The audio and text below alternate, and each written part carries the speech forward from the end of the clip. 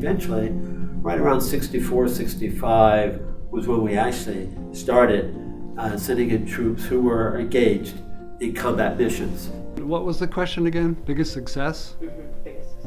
I guess making it through, making it home alive and in one piece, because I did wind up in Vietnam. After high school, I really wasn't doing much of anything. So it was a kind of a life-shaping experience for me in helping me get a clearer idea of what I wanted to do with my life.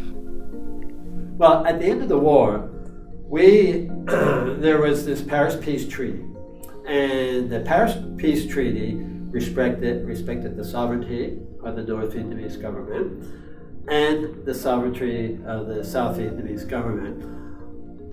But that really was not the ultimate outcome for North Vietnam. They wanted a united Vietnam. Despite their agreeing to the peace accord, they continued operations to invade South Vietnam.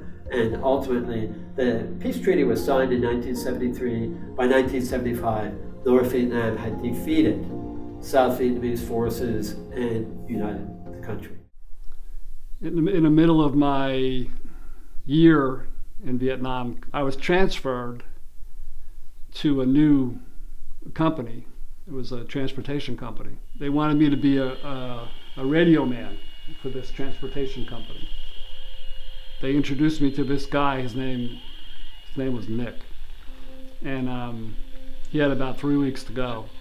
I said, I'm not really sure why I'm here. He says, well, you're going to take my place. I fix the radios that are on the trucks and stuff. And I said, well, I don't know anything about radios.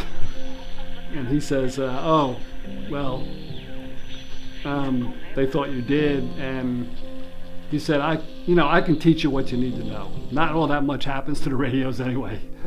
And I said, okay. I don't think like another week might have passed, not even another week. Nick had to go out on the road and he was killed. His wife had had a baby while he was in Vietnam.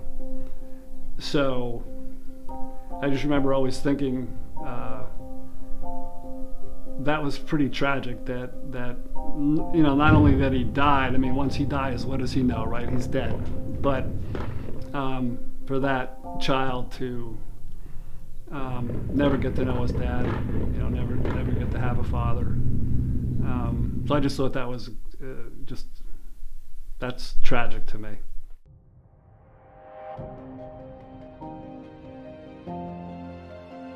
In 2003, I was diagnosed with a blood cancer.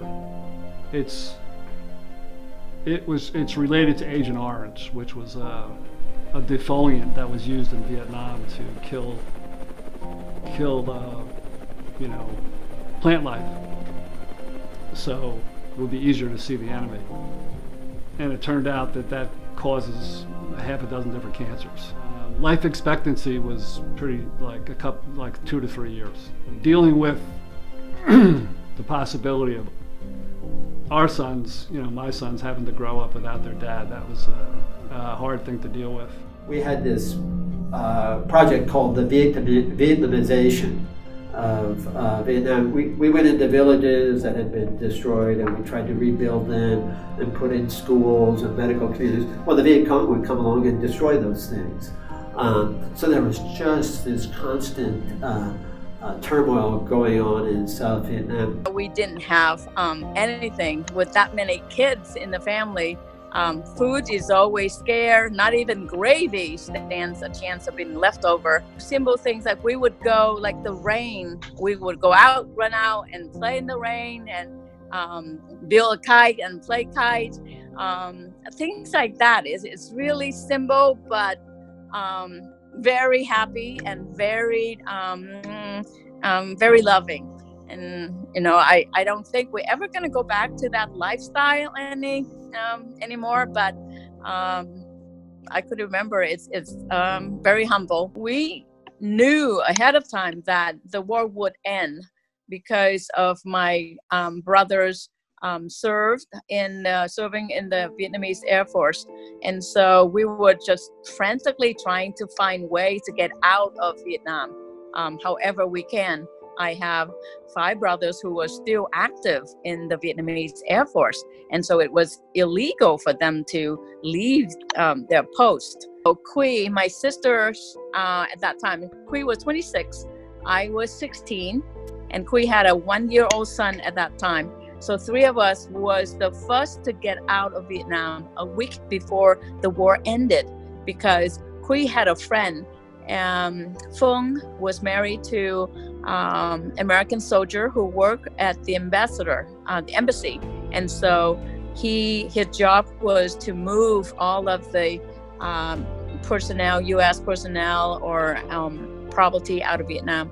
So he snuck us out of Vietnam on April 22nd, 1975.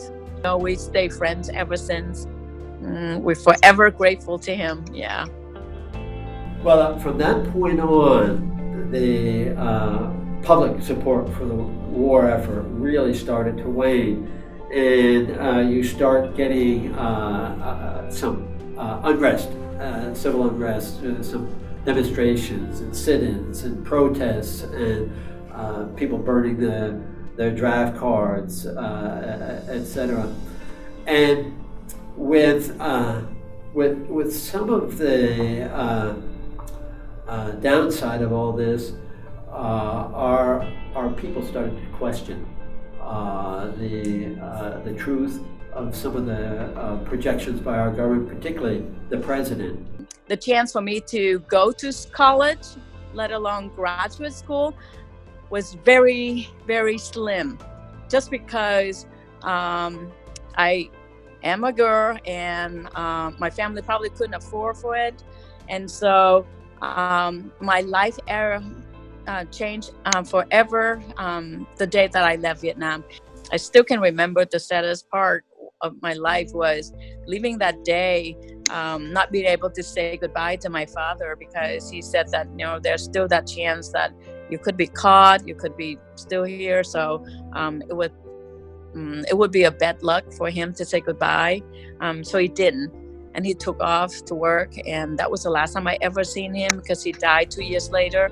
And then I had a brother who died at the age of 24 when he tried to escape by boat later on. And I was hoping that maybe the U.S. government would learn from that Vietnam War experience and not doing war anymore.